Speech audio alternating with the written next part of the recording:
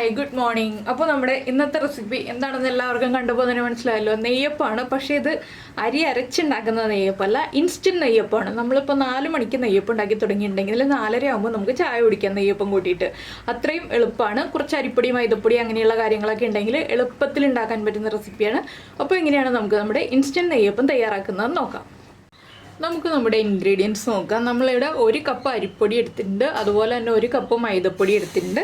പിന്നെ എടുത്തിരിക്കുന്നത് ശർക്കരയാണ്. ഞാനിപ്പോൾ 3/4 കപ്പ് ശർക്കരയാണ് എടുക്കുന്നത്. നിങ്ങൾക്ക് 1 കപ്പ് ശർക്കര വേണമെന്നുണ്ടെങ്കിൽ 1 കപ്പ് ശർക്കര എടുക്കാം. അപ്പോൾ കുറച്ച് മധുരം കൂടുതലുണ്ടാവും. 3/4 കപ്പ് ആകുമ്പോൾ കറക്റ്റ് ആയിരിക്കും. പിന്നെ 2 ടേബിൾ സ്പൂൺ റവ എടുത്തിട്ടുണ്ട്. നിങ്ങളുടെ ഇഷ്ടത്തിനനുസരിച്ച് തേങ്ങക്കൊത്ത് എടുക്കാം. ഞാനൊരു 3 ടേബിൾ സ്പൂൺ തേങ്ങക്കൊത്ത് എടുത്തിട്ടുണ്ട്. പിന്നെ ഏലക്കയും പഞ്ചസാരയും ചേർത്ത് പൊടിച്ചതാണ്. പിന്നെ നമുക്ക് വേണ്ടത് ബേക്കിംഗ് സോഡയാണ്, ഒരു 1/4 ടീസ്പൂൺ ബേക്കിംഗ് സോഡ. അപ്പോൾ ആദ്യം നമുക്ക് ഈ ശർക്കര ഒന്ന് പാനിയാക്കി എടുക്കണം. ശർക്കര ഒന്ന് ഗ്രേറ്റ് ചെയ്തോ ചീവിയോ ഒക്കെ എടുത്തിട്ട് ഒന്ന് മെൽറ്റ് ചെയ്തെടുക്കുക. 3/4 കപ്പ് ശർക്കരയാണ് എടുക്കുന്നതെങ്കിൽ 3/4 കപ്പ് തന്നെ വെള്ളം എടുത്തിട്ട് അതിൽ മെൽറ്റ് ചെയ്യുക. 1 കപ്പ് ശർക്കര ആണെങ്കിൽ 1 കപ്പ് വെള്ളത്തിൽ മെൽറ്റ് ചെയ്യുക. നമ്മുടെ ശർക്കര പാനിയാക്കുന്ന സമയത്ത് നമുക്ക് ചെയ്യാൻ പറ്റുന്ന വേറൊരു കാര്യം എന്താണെന്ന് വെച്ചാൽ, വേറെ വലിയ ബൗളെടുക്കുക. ഇതിലേക്ക് നമ്മൾ എടുത്തു വെച്ചിരിക്കുന്ന 1 കപ്പ് അരിപ്പൊടി, 1 കപ്പ് മൈദപ്പൊടി, 1/4 ടീസ്പൂൺ ബേക്കിംഗ് സോഡ. ബേക്കിംഗ് സോഡയാണ്, ബേക്കിംഗ് പൗഡർ അല്ല. ഒരു 2 പിഞ്ച് ഉപ്പ്, ഇത്രയും ചേർത്തൊന്ന് മിക്സ് ചെയ്യുക. നന്നായിട്ടൊന്ന് മിക്സ് ചെയ്യുക. എല്ലാ ഭാഗത്തേക്കും നമ്മുടെ ബേക്കിംഗ് സോഡയും അതുപോലെ തന്നെ ഉപ്പും മിക്സ് ആയി വരണം. ഇതിലേക്ക് നമ്മൾ ഇളം ചൂടോടെ റെഡിയാക്കി എടുത്തിരിക്കുന്നത് നമ്മുടെ ശർക്കരപ്പാനി ചേർത്ത് കൊടുക്കാം. ഇളം ചൂടേ പാടുള്ളൂ, നല്ല ചൂട് പാടില്ല. ഇളം ചൂടിൽ ശർക്കരപ്പാനി ഒന്ന് അരിച്ചൊഴിക്കുക. ഒരു 3/4 ഭാഗം ഒഴിച്ചിട്ട് നമുക്ക് പിന്നെ വേണമെങ്കിൽ ഒഴിച്ചു കൊടുക്കാം. ഞാനിപ്പോൾ ആദ്യം 3/4 ഭാഗം ഒഴിച്ചു കൊടുക്കുകയാണ്. എന്താണെന്ന് വെച്ചാൽ നമ്മൾ റവ ചേർക്കുമ്പോൾ കുറച്ച് കുറുകും. പിന്നെ ഇത് കുറുകി പോയിട്ടുണ്ടെങ്കിൽ ഇതിലേക്ക് പച്ചവെള്ളം ചേർക്കരുത്, തിളച്ച വെള്ളം തന്നെ ചേർത്തിട്ട് നമ്മൾ മിക്സ് ചെയ്തെടുക്കുക. ഞാൻ ബാക്കിയുള്ള ശർക്കരപ്പാനിയും കൂടെ ഒഴിക്കുകയാണ്.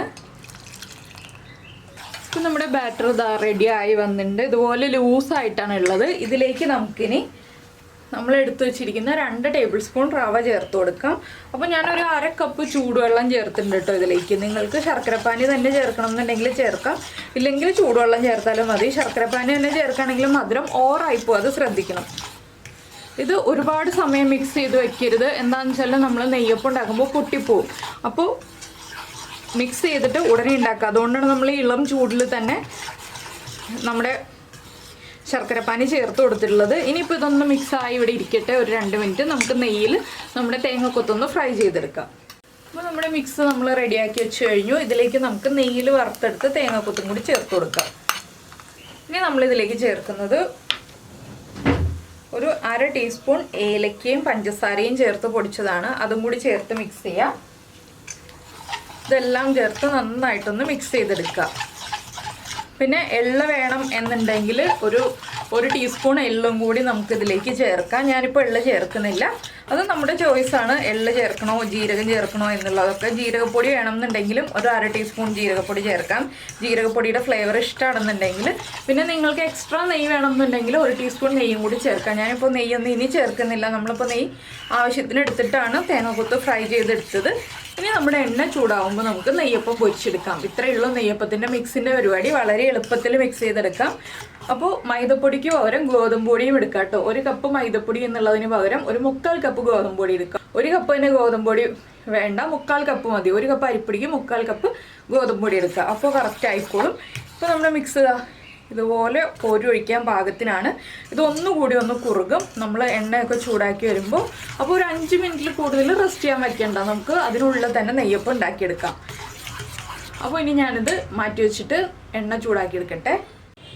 ഇപ്പോൾ നമ്മുടെ എണ്ണ നന്നായിട്ട് ചൂടായി വന്നിട്ടുണ്ട്. അത്യാവശ്യം കുറച്ച് എണ്ണ വയ്ക്കണം. പിന്നെ ഹൈ ഫ്ലെയിമിലാണെങ്കിൽ അത് മീഡിയം ഫ്ലെയിമിലേക്ക് ആക്കിയിട്ട് മാത്രം മാവ് ഒഴിച്ചു കൊടുക്കുക. ചെറിയ ബർണറാണെങ്കിൽ ഹൈ ഫ്ലെയിമിൽ തന്നെ വെച്ചിട്ട് മാവ് ഒഴിച്ചു കൊടുത്തോളൂ. ആദ്യത്തെ നെയ്യപ്പം പെർഫെക്റ്റ് ആവണമെന്നില്ല കേട്ടോ. നമ്മുടെ മിക്സിൻ്റെ ആ ഒരു കൺസിസ്റ്റൻസിയും അതുപോലെ തന്നെ എണ്ണയുടെ ചൂടും എല്ലാം ചേർന്ന് ഫസ്റ്റ് നെയ്യപ്പം എല്ലാവർക്കും സക്സസ് ആവണം എന്നില്ല. നമുക്ക് സെക്കൻഡ് നെയ്യപ്പം മുതലാണ് പെർഫെക്റ്റ് ആയിട്ട് കിട്ടുക.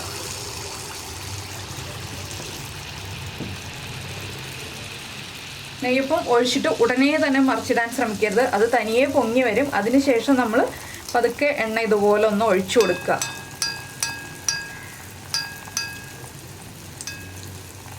പൊങ്ങി വന്നു കഴിഞ്ഞിട്ട് മാത്രം നമ്മൾ അടുത്ത സൈഡിലേക്ക് തിരിച്ചിട്ട് കൊടുക്കുക. അപ്പോൾ ഇത് കണ്ടോ, ഇപ്പോൾ ഫസ്റ്റ് നെയ്യപ്പം ആയതുകൊണ്ട് അത്ര പെർഫെക്റ്റ് ആയിട്ട് വന്നിട്ടില്ല, ചെറിയ ഹോൾസ് ഒക്കെ വന്നിട്ടുണ്ട്. ഇനി നമുക്ക് അടുത്ത സൈഡിലേക്ക് തിരിച്ചിടാം.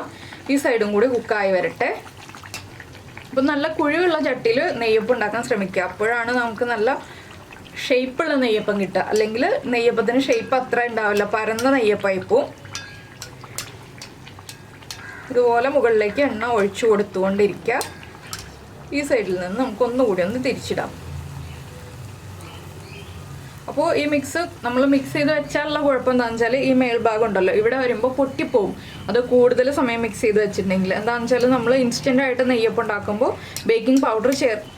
ബേക്കിംഗ് സോഡ ചേർക്കുന്നതുകൊണ്ടാണ് അങ്ങനെ ഒരു പ്രശ്നം. നമ്മൾ സാധാരണ അരി അരച്ച് നെയ്യപ്പം ഉണ്ടാക്കുകയാണെങ്കിൽ അങ്ങനെ ഒരു പ്രശ്നം വരില്ല. അപ്പോൾ ഞാനത് എടുത്തു പറഞ്ഞു എന്നേ ഉള്ളൂ. നിങ്ങൾ പൊട്ടിപ്പോകുന്നതുകൊണ്ട് പേടിച്ചു പോകണ്ട. എന്താണെന്ന് വെച്ചാൽ കൂടുതൽ സമയം വെച്ചിട്ടാണ്. അപ്പോൾ നമ്മുടെ ഫസ്റ്റ് നെയ്യപ്പം റെഡി ആയിക്കൊണ്ടിരിക്കുകയാണ്. ലാസ്റ്റ് സ്റ്റേജിലേക്ക് എത്തി ഫസ്റ്റ് നെയ്യപ്പത്തിൻ്റെ. ഇതുപോലെ ഈ ബബിൾസൊക്കെ ഒന്ന് അടങ്ങി വരുമ്പോൾ നമുക്കിത് എണ്ണയിൽ നിന്ന് മാറ്റാം. ഇനി 1 മിനിറ്റ് ഒന്ന് റെസ്റ്റ് ചെയ്യാനുള്ള ടൈം കൊടുക്കാം. 1 മിനിറ്റ് വേണ്ട, കുറച്ച് സെക്കൻഡ്സ്. എണ്ണ ഒന്നുകൂടി ഒന്ന് ചൂടായി വരട്ടെ. നമ്മൾ നെയ്യപ്പം ഇപ്പോൾ എണ്ണയിൽ നിന്ന് എടുത്തല്ലേ ഉള്ളൂ. കണ്ടോ, നല്ല പെർഫെക്റ്റ് നെയ്യപ്പമാണ്. ആ റവയുടെ കുത്തുകളൊക്കെ കാണാൻ പറ്റുന്നുണ്ട്. ഇനിയിപ്പോൾ എണ്ണ ഒന്ന് ചെറുതായിട്ട് ചൂടായി വരുമ്പോൾ നമുക്ക് അടുത്ത നെയ്യപ്പം ഒഴിച്ചു കൊടുക്കാം.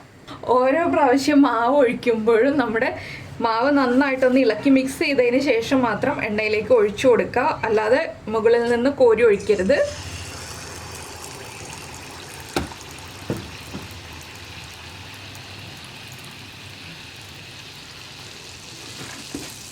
അടുത്ത നെയ്യപ്പവും റെഡിയായി വരുന്നുണ്ട്. നമുക്ക് മുകളിലേക്ക് എണ്ണ ഇങ്ങനെ പതുക്കെ തട്ടി തട്ടി തട്ടി ഒഴിച്ചു കൊടുക്കാം.